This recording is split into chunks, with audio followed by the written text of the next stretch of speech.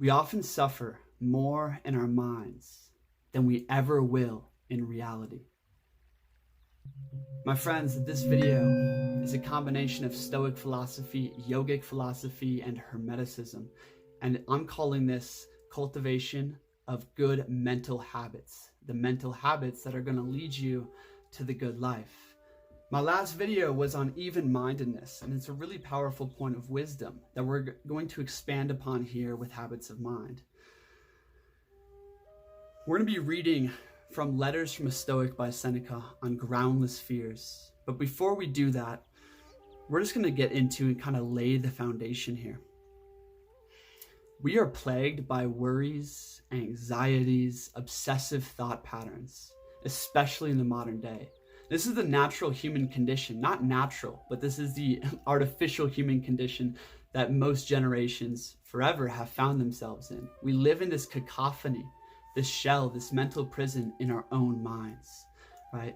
And with a little bit of reflection, you will see this to be true, right? We have delusions, fears, cravings, aversions that are all bouncing around and separating us from the truth of our nature, the purpose of the present moment, and what is truly fulfilling, right?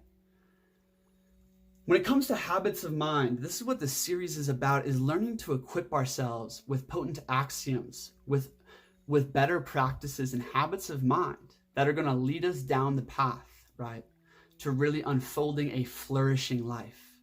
Cultivating proper habits of mind lead to proper habits of action, right? The mind is really the source of all.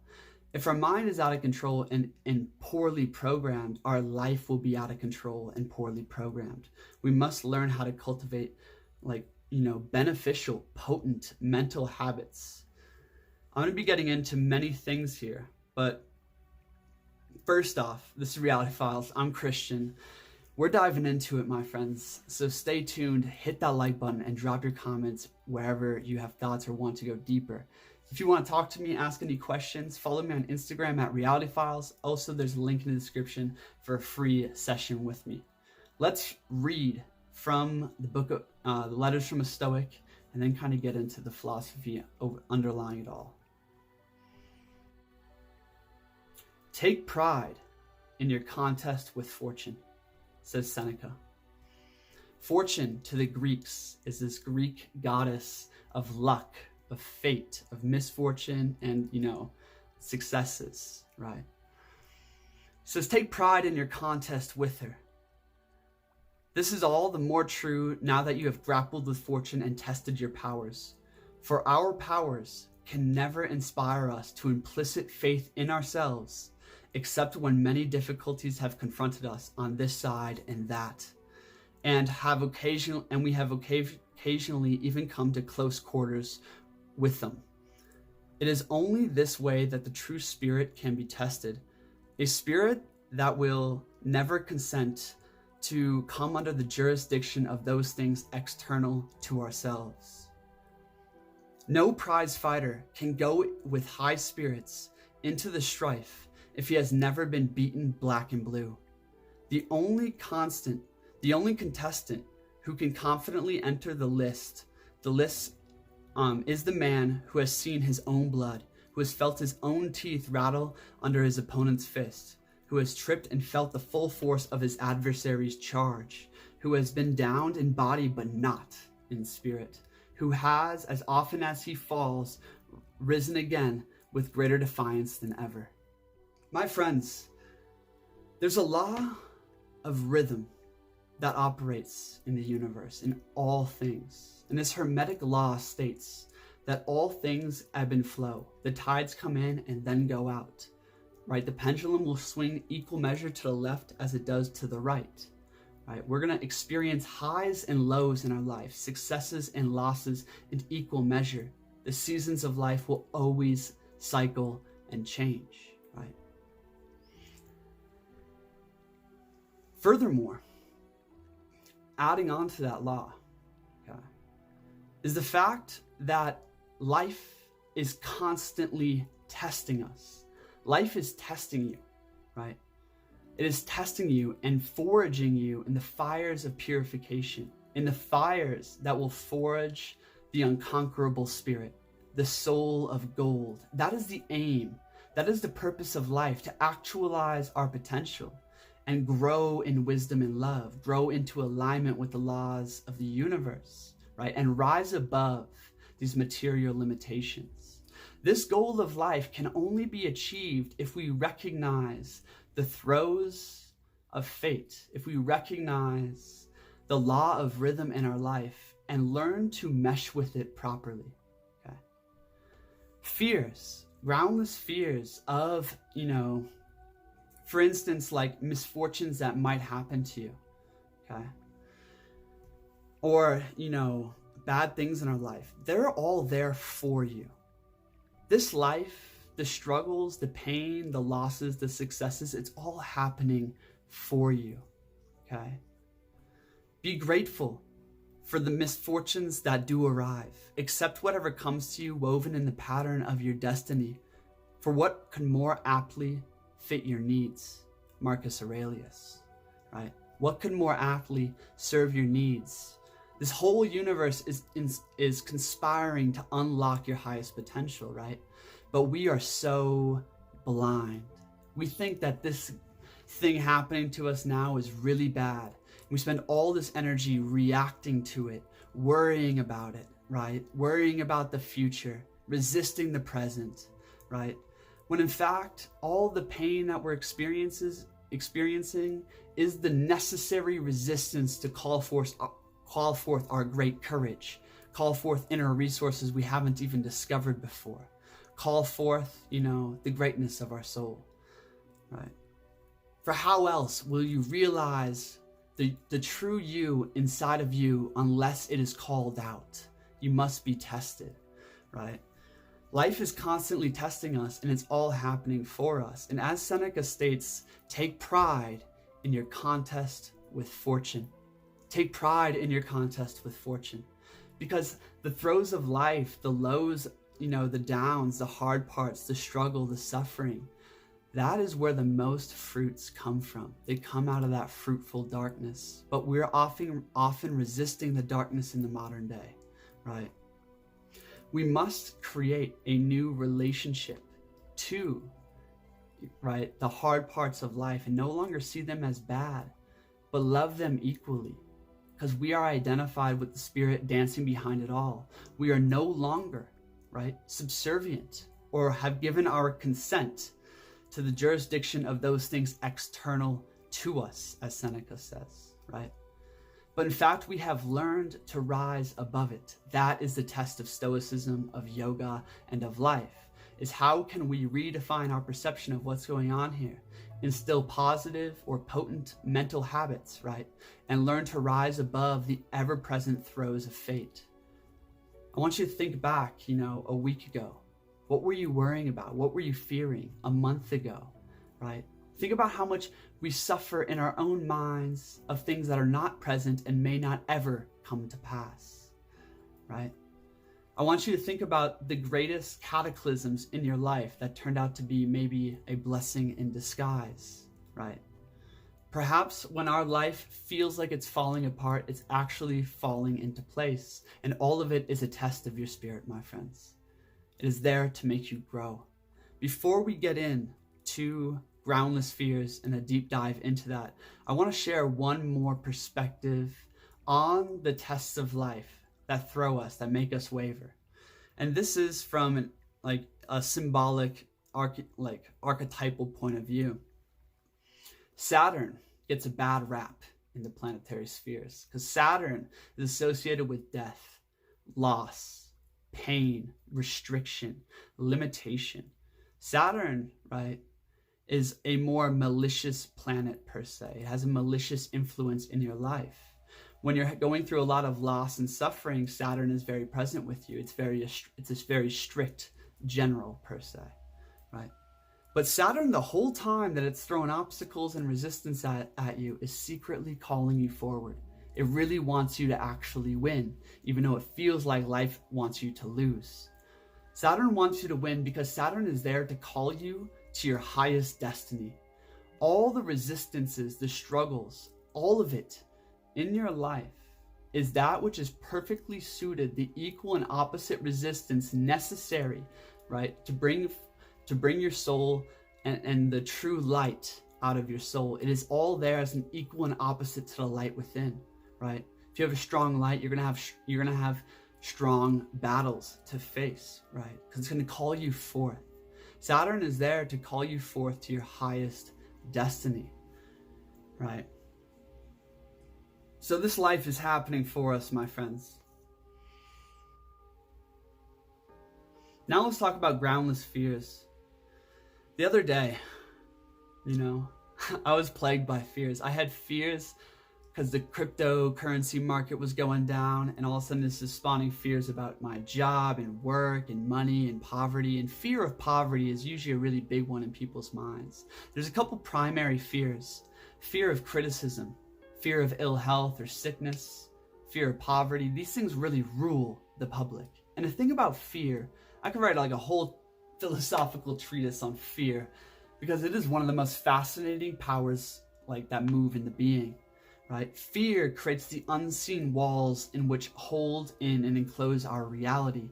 Oftentimes, why we can't grow or we feel stagnant is because there's a hidden fear that we did not address nor face, or we are plagued by illusory fears, right? Fear is very powerful.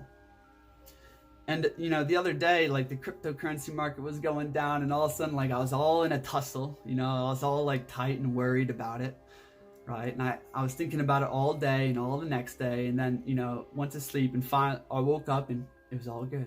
It all went back up. And this, every person who trades stock or cryptocurrencies or something has this experience.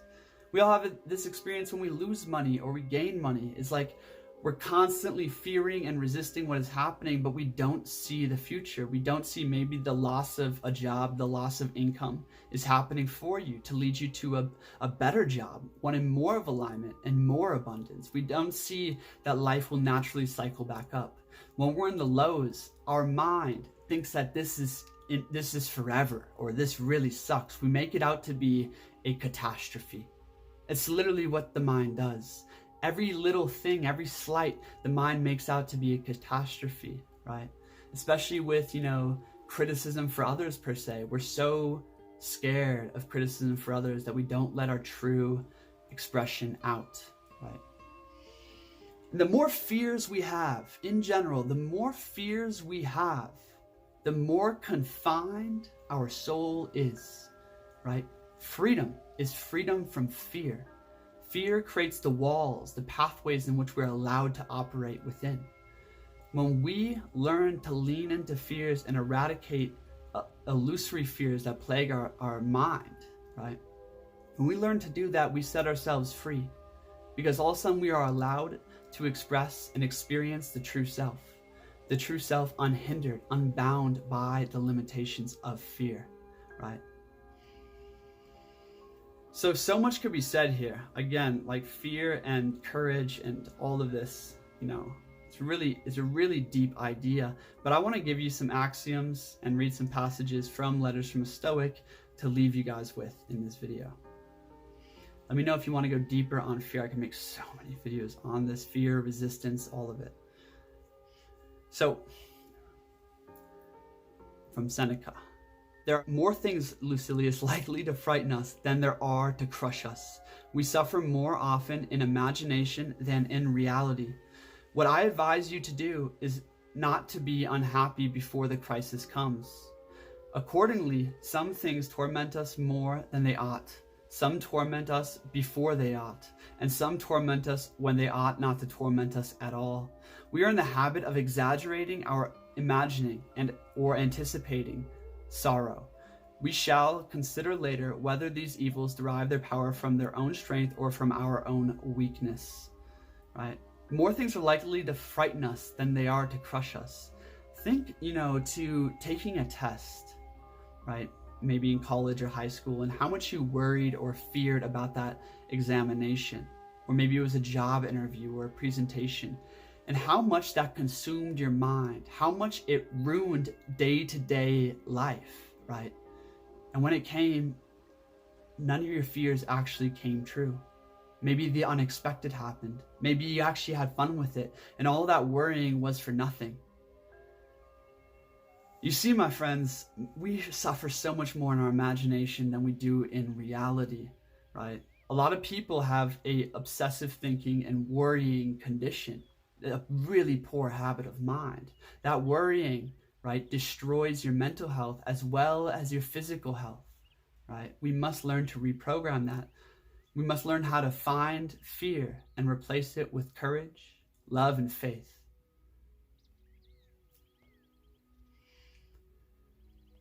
So the first thing that Seneca is obviously pointing to is that fears are often worse in our minds than they are in reality. And most of all, fear is not real. Fear exists in assumptions of the future, a future that is not present and may not ever come to pass. The majority of fears anyway. There are fears that we must lean into with courage, but most fears we can address simply through faith and loving presence here and now, because they're not real. We must address them with reason, my friends.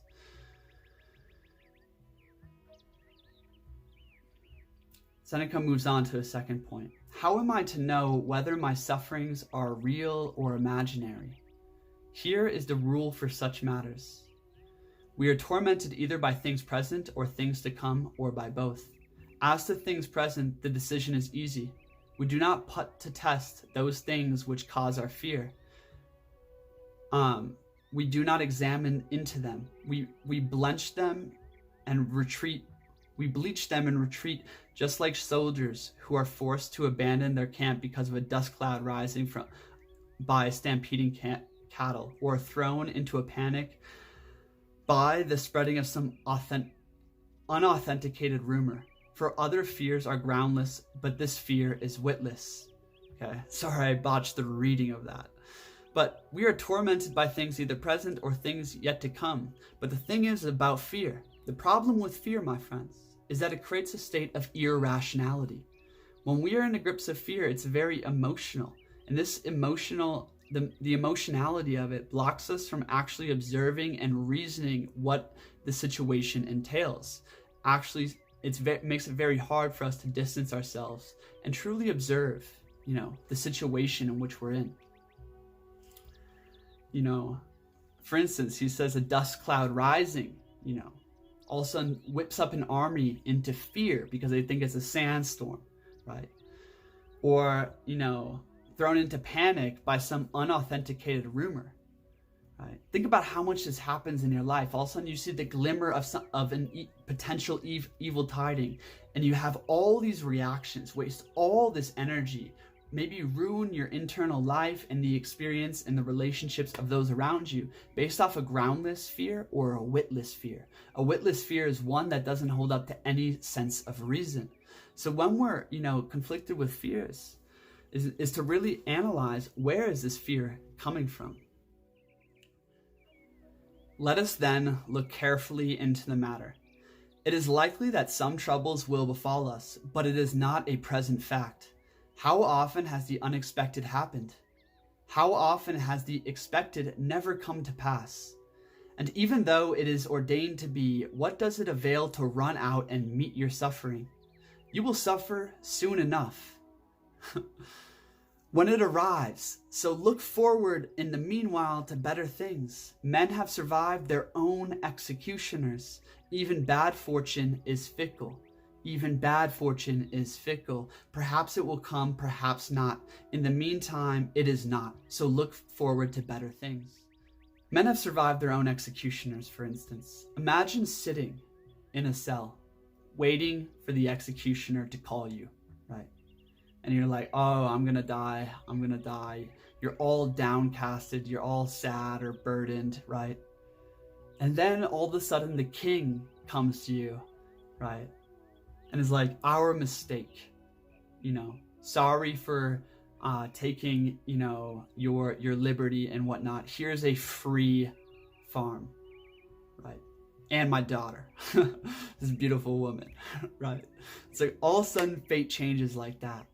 My friends, we have no idea if the unexpected will totally happen in our lives. Fate is so fickle, even bad fate, right?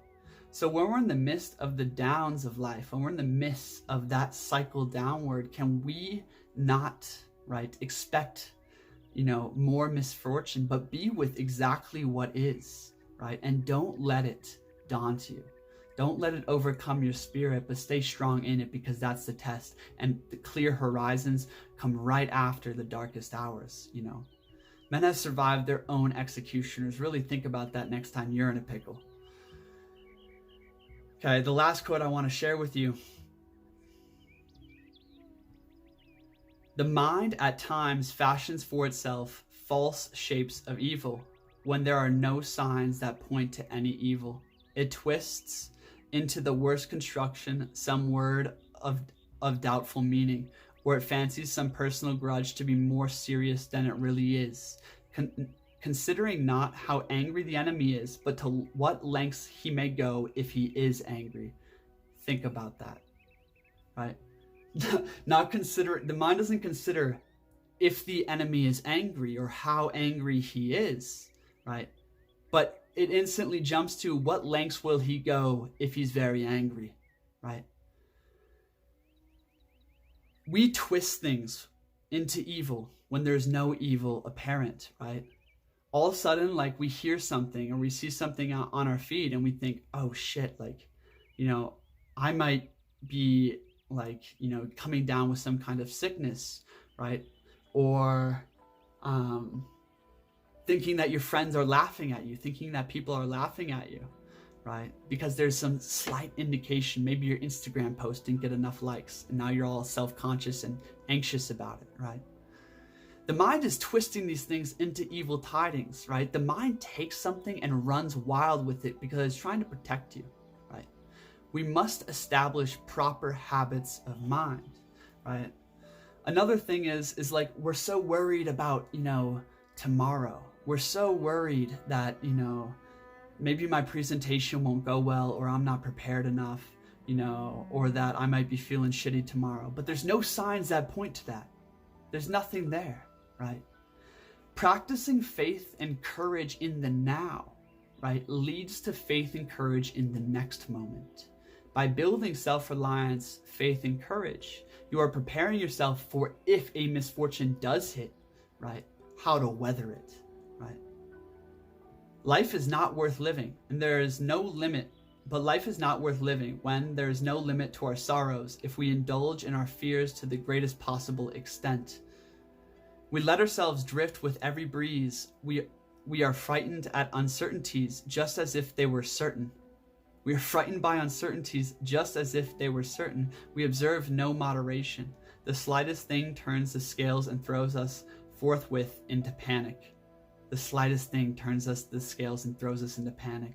The path on which I am leading you is not different from that which your nature leads you. You were born to such conduct as I describe, right? Fearlessness. Hence, there's all the more reason why you should increase and beautify the good that is in you. Fear creates more fear. We must learn how to moderate and tame our minds. To moderate and tame our minds, kind of the conclusion, the synthesis of this video, right, is that we must pursue virtue in mind, even-mindedness, rationality when it comes to fears. We must pursue living by a code.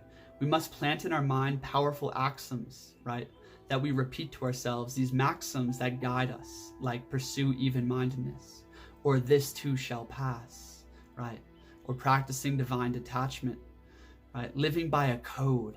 I have Post-its all over my walls, that have the codes, that have the little phrases, that have the axioms that are the proper potent seeds, right, that when consistently reiterated to the programmable system, fortify a new operating system. A new operating system that is not the fear, Mac OS fear, but Mac OS courage, Mac OS faith, Mac OS even-mindedness. We must learn how to reprogram that, right, through these powerful seeds. We are so plagued by thoughts of the future, anxieties, and fears, we often miss the beauty of the present moment and fail to accomplish the purpose of the present moment. The mountain does not worry and fret about the next storm to come. The mountain knows that storms are inevitable, but as of now, the mountain's going to enjoy the sunshine. And as the light drizzle of rain comes by, he's going to learn and enjoy the ambiance, right, of that wet forecast. And when the lightning strikes, the mountain will weather, and it will continue unperturbed. My friends, the mountain ain't fretting about no storm coming through, but we're always fretting about the slightest storm that may come to pass, or the slightest storm that is present. Above all, we must learn, to be with what is before us, and if a fear comes up, recognize, is this a present fear that I must lean into, that I must triumph over with courage? Or is this fear an illusion of the future? And if it is an illusion of the future, or a witless, groundless fear, right, can we have faith and just trust in the process of the universe, trust in ourselves, and if it does come to pass, endure the suffering then, right? To be like a mountain. Furthermore, we must learn to embrace pain, suffering, or the lows of life equally to how we embrace the highs. As I said, life is a series of tests and celebrations. A series of tests and celebrations. And the tests are there to forge your unconquerable spirit. You should celebrate in your victory of rising every single time you're knocked down.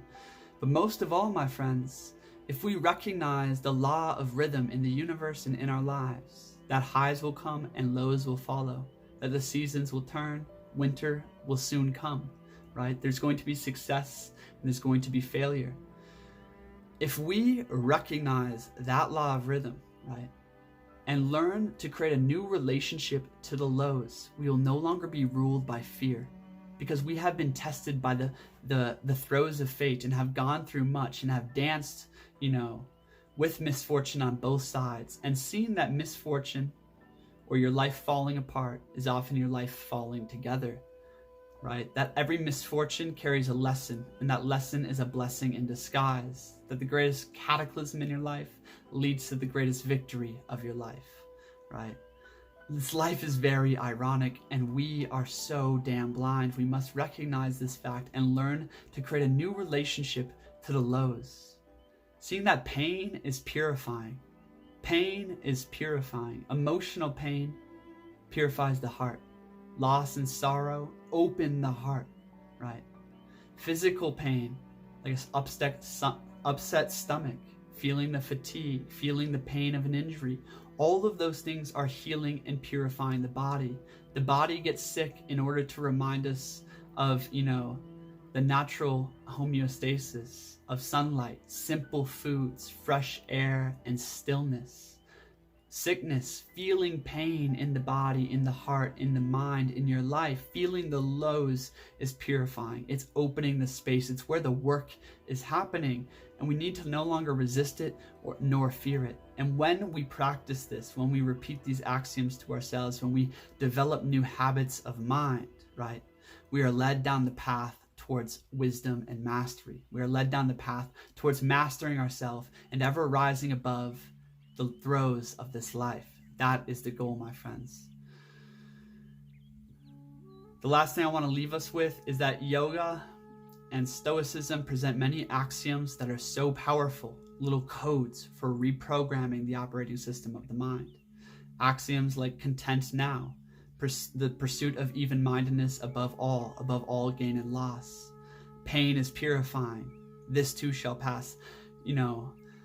Accept what is in the pattern of your destiny. These axioms, right, are really potent and should be, repeated consistently to ourselves until we can really grapple with them and see them in our own lives through our experience and reflection upon our experiences.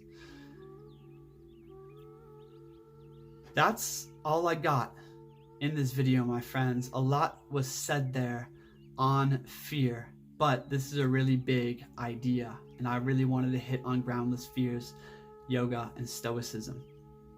Again, this is part of a series I'm kind of hitting on of mental habits and creating proper mental habits, a philosophy, and a code to live by.